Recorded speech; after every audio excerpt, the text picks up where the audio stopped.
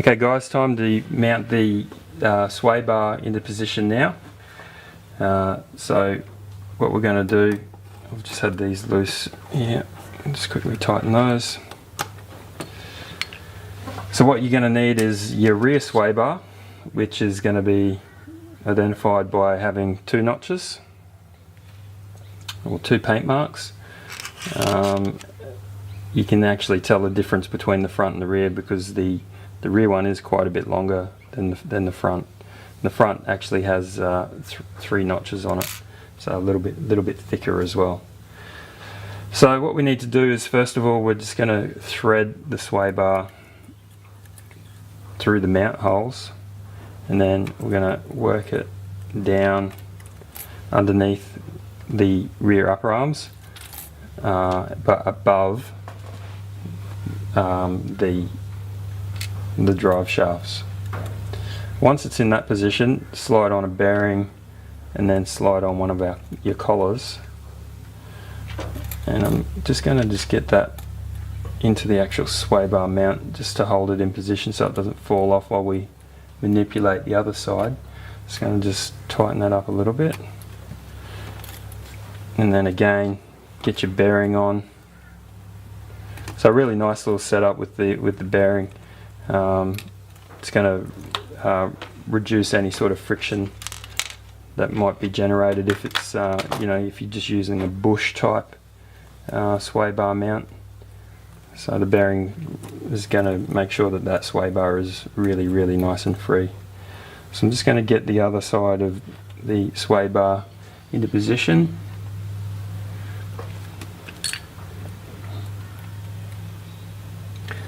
I'm just going to just nip it up just a little bit, just to keep everything from falling away if we're moving it around.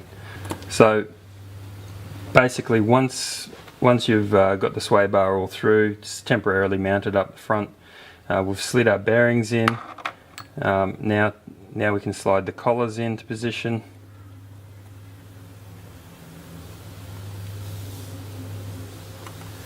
Sometimes you might have to loosen these grub screws off a little bit more to give yourself enough room to get this mounted up.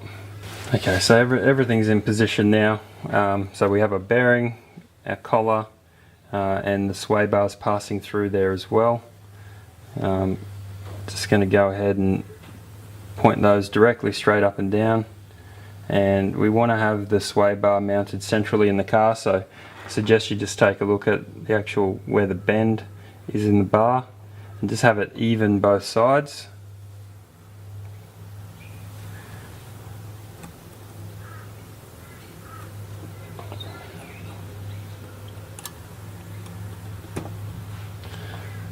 There's some other little tricks when we do these sway bars that I'll do in another video as well. Just with the use of some heat shrink, we can just make everything a little bit tighter and nicer.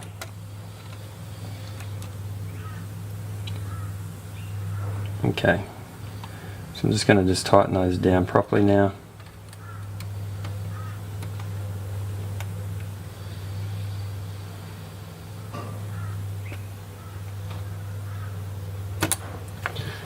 Alright, and everything in there is moving nice and free. So the same on the front.